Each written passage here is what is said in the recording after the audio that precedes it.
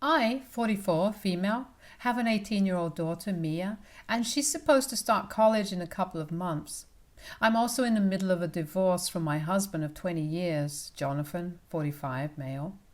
He had an affair with his secretary, Alicia, 34, female, and that had been going on for almost a year before he finally came clean to me about it a couple of months ago. I filed for a divorce as soon as I could after he told me, and I also moved out of our house. I'd been living with a friend of mine ever since I left, and I'd expected Mia to take my side on this because I'm obviously the victim here, but for some reason she chose to take her father's side. I tried to talk to her a week after the divorce because she hadn't been texting me, not even to find out where I was. She hadn't been at home on the day that Jonathan came clean to me about the affair, and I moved out that day, so I never got a chance to say goodbye to her. I waited for her to text me and ask me where I was, but that text never came. So after almost a week of waiting, I decided to text her first and told her that I was leaving her father because of his affair. And she told me that she already knew, but she didn't care about it much because she felt like this didn't concern her. I thought that it was a bit odd and began to think that maybe I'd made a mistake by letting Jonathan talk to her first, because that meant that he controlled the narrative and could feed Mia whatever nonsense he wanted to about our marriage and our relationship. So she would side with him over me. I tried to talk to her many more times afterwards so I could set the record straight, but it appeared to me that Jonathan had actually told her the truth, and in spite of that, she was on his side. I thought that was insane, but she was still my daughter, so I tried to convince her to talk to me and put in a lot of effort to get her to spend time with me, even though I was super busy with the divorce and my job. She would agree to meet me like once in a blue moon, and I tried to make a day out of it.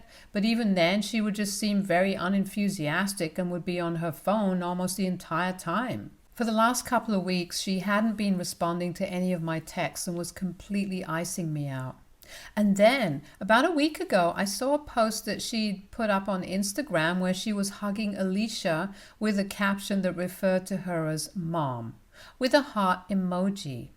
I was already feeling horrible because not only was I losing my husband, but now it appeared that I was also going to lose my daughter to the same woman. That post was pretty much my last straw, and I just completely snapped. I called Mia up, and when she didn't answer the first time, I decided to go a little crazy and called her almost 17 more times until she finally picked up the phone. She sounded annoyed, but I couldn't care less about how she felt and instantly demanded an explanation for the post and the caption. She told me that it was none of my business and that I shouldn't be stalking her account in the first place anyway. It was crazy because she has a public account and I follow her because I'm her biological mother. I told her that it was really low and disgusting of her to take Jonathan's side, even though he had cheated on me, and now she was like pretending that the other woman was her mother while ignoring the woman who'd actually given birth to her and raised her for so long. Mia told me that she owed me nothing, and if I was so hurt, then she was just going to block me so I wouldn't be able to see any more of her posts. She told me that whatever happened was done, and that now, instead of whining, I should just try to make my future better, like she was, trying to get along with her new family. Then she disconnected the call and actually ended up blocking me, which came as a huge shock to me. Mia and I, like any other mother-daughter duo, had our differences, but I wouldn't ever expect her to stab me in the back like this. She and I had been pretty close growing up, and only in the recent years had she started growing closer to Jonathan than to me, but I always believed that she loved us equally. That phone call proved that she didn't, and it set me off the edge. I think I cried for almost an hour after she hung up and blocked me because I couldn't believe that my little girl would do this to me. But once I was done crying, I decided that I wasn't going to let everybody get away with walking all over me and then just keep sobbing for the rest of my life. I decided to take Mia's advice and do something crazy. I'd set aside a ton of money for Mia's college fund. Jonathan and I had figured that we could split the cost of sending her to college, so he'd saved up to pay half, and so had I, in our separate bank accounts because we weren't supposed to touch that amount. But I decided to just screw it and spend that money on buying a house that I'd really wanted. For the past couple of years, I'd had my eye on a beautiful house in a really nice neighborhood, but I hadn't been able to buy it because Jonathan wasn't ready to move out of our old house, and Mia didn't want to leave that neighborhood because all her friends lived close by. But as soon as I realized that Mia had almost no gratitude, and the sooner I accepted that, the better off I would be. So I decided to talk to the real estate agent dealing with that house and offer them the entire college fund and some more, so I could buy that house. And I got a deal. I'm supposed to move into the house by the end of the month, so I decided I was going to take a picture of that house and post it on my social media so that everybody would know that I'm not sitting at home and crying over things that I have no control of anymore. I posted that image on my account, and I guess some relatives of Jonathan sent it to him, and he texted me a few days ago to ask me how I was able to afford that house, because the last time we discussed this, it was a little out of my budget. I didn't care what he would think of me, so I told him truthfully that I spent Mia's college fund to buy that house, and I didn't have any regrets about it. He flipped out and started yelling at me, calling me an irresponsible mother, and told me that I had no right to do this to our daughter. He accused me of being petty and jealous just because Mia seemed to be getting along well with Alicia. He also insinuated that I was somehow punishing her for not turning her back on her father and siding with me instead. None of that was true. I was just doing this because I finally felt like I'd earned it, and I no longer needed to keep running after my daughter because she had other people looking out for her. And it was pretty evident from her behavior that she preferred these new people over me. So she didn't need me anymore. And if she didn't need me, then I would assume that she didn't need my money either. He couldn't argue with that, so I disconnected the call. But it wasn't over yet, because after that, I still had Mia to deal with. An hour after my phone call with Jonathan, she called me and she was devastated. She was sobbing, and I could barely even make out what she was saying because she was crying so hard. She kept asking me how I could do this to her when she'd always put me first and above everybody else. It was petty, but I did ask her if she was still putting me first when she blocked me, just because I seemed to be upset that she was calling Alicia her mother. She told me that it meant nothing, and it was only a sweet gesture that she thought she would make that would make Alicia feel more comfortable as part of the family. Because no matter what the past was, Jonathan still wanted the future with Alicia. And she said that she just wanted to balance her old family and her new family now, without letting either of them go. She said that she hadn't expected me to turn so hostile towards her, and I told her that I could say the same thing for her, because it was actually she who turned her back on me first, even though I was the victim and I was the one who'd been cheated on. She just kept crying and said that she'd never expected her own mother to take revenge on her like this. And I started feeling pretty horrible about what I did, especially when she started hiccuping in the middle of her sobs, because she only did that when she was upset. And I hadn't heard her do that ever since she was a kid. So I knew that she was really upset now, and I guess I may have taken things a little too far. She told me that she was very sorry about whatever she did for what it's worth, and then disconnected the call. But I haven't been able to forget about it, and I really don't know if what I did was out of line or not. AITA for spending my daughter's college fund on the new house after she called her dad's affair partner mom. Update 1. Hey guys, so I moved into my new house recently, and it's been a few days since I've been living here. I brought back all the things that I paid for from my old house, and I did run into Jonathan, Alicia, and Mia there as well.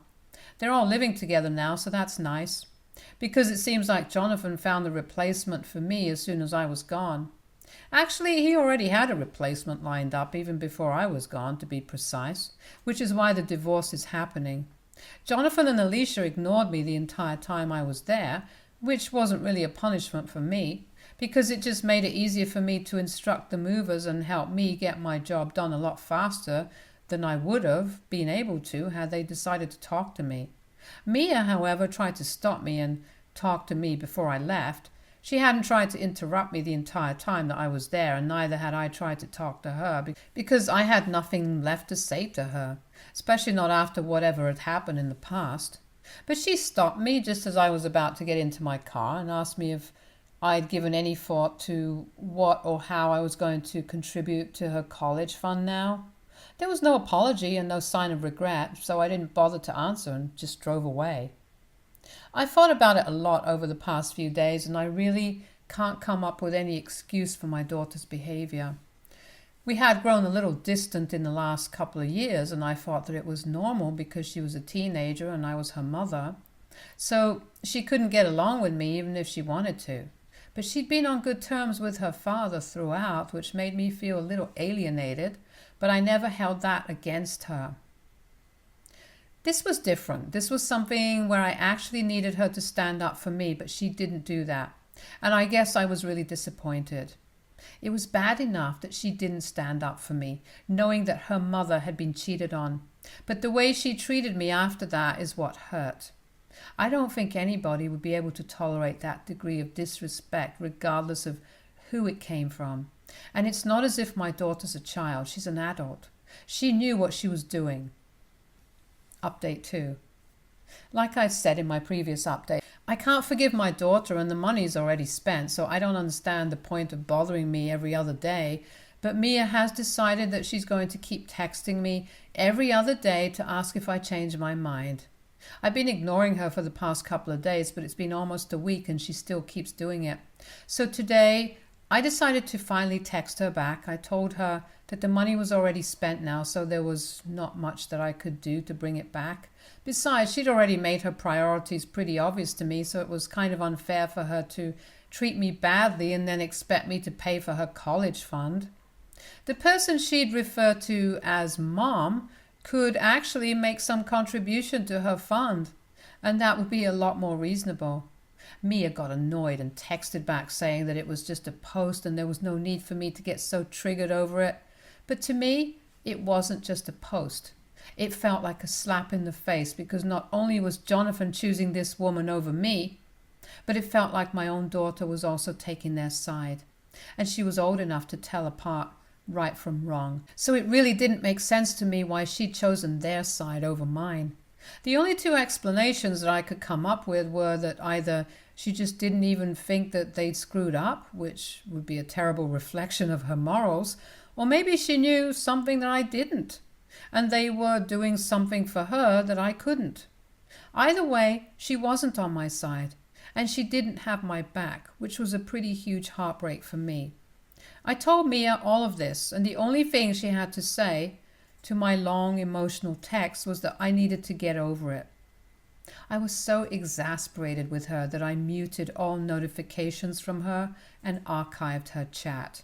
I couldn't block her because she's still my daughter, but if she decides to test my patience again, I just might do that. Update 3. So it's been 2 weeks since I last spoke to my daughter, and today Jonathan and Mia decided to ambush me at my office. I was just about to leave the office premises so I could head out to a restaurant for lunch when I saw Jonathan's car parked across the street, and both of them were leaning against it and waiting for me to come out. I decided that I was going to ignore them and just walk past them, but they made their way towards me and told me that I needed to talk to them and explain my actions to them. Even after so many explanations, I couldn't fathom what they were still confused about. I told them to go away, but like most other times, that didn't work, and Mia started sulking and told me that if not Jonathan, I definitely did owe her an explanation. So I decided that I was just going to get this done with, once and for all. I told them to follow me into the nearest restaurant, and once we were seated, I decided to start talking without even giving them a chance to interrupt me, because I wasn't interested in their side of the story at all.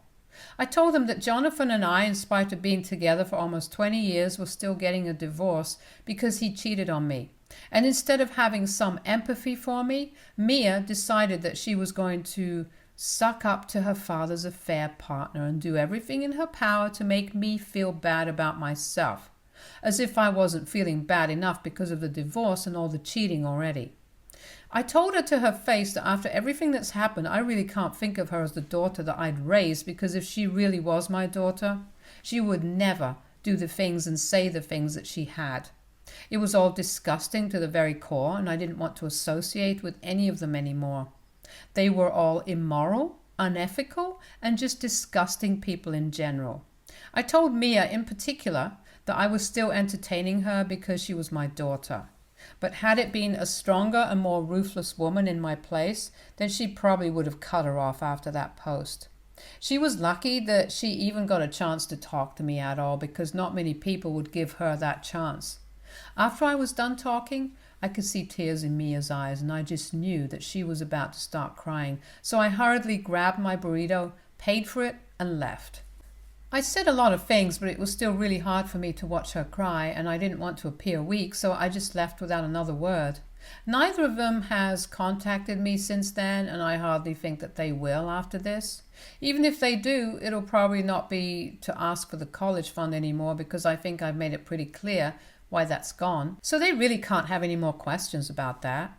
I still have to meet Jonathan in a couple of days for the negotiations, so I know that I'm going to have to continue seeing him.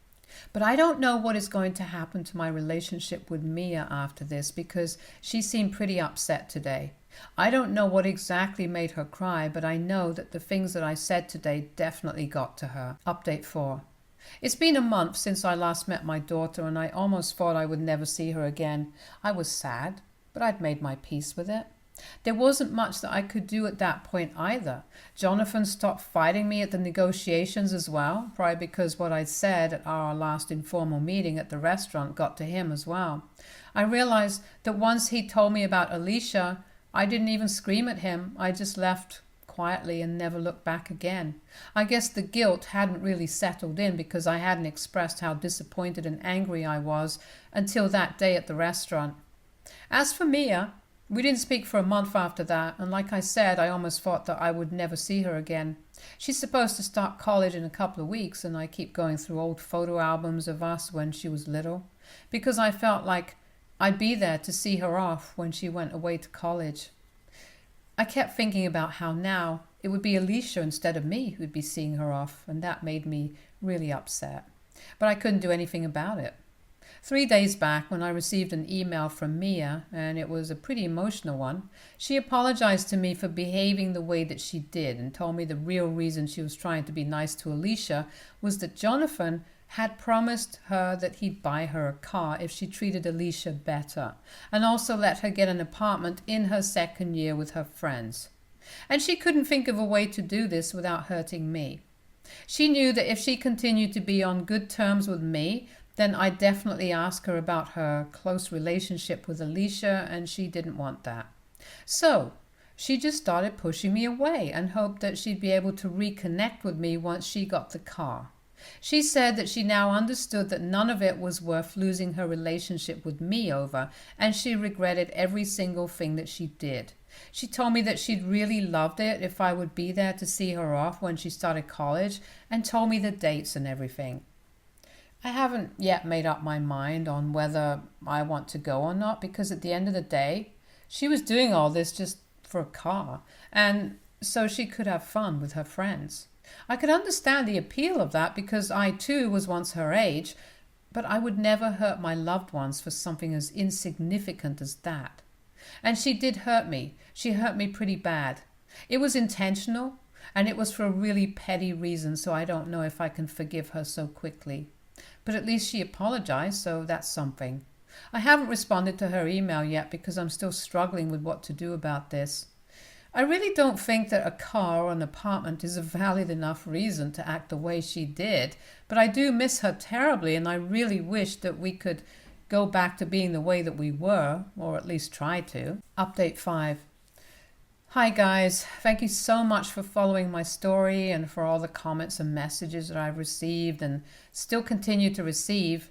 It really means the world to me that so many people resonate with me. Hang in there, things do get better.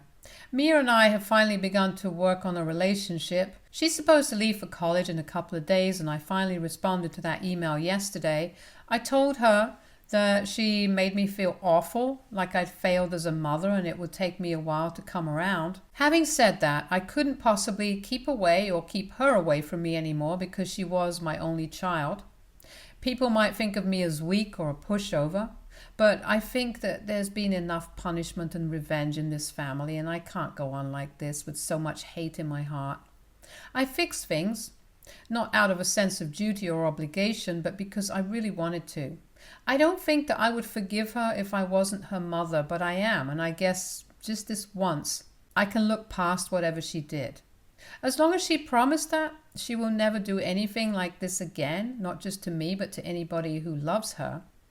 We hopped onto a phone call afterward and had a real conversation about everything, which ended with both of us crying, and I guess that was a pretty good emotional release. She promised me that she would never repeat her behavior ever again, and that there was nothing in the world that she would want more than to fix her relationship with me.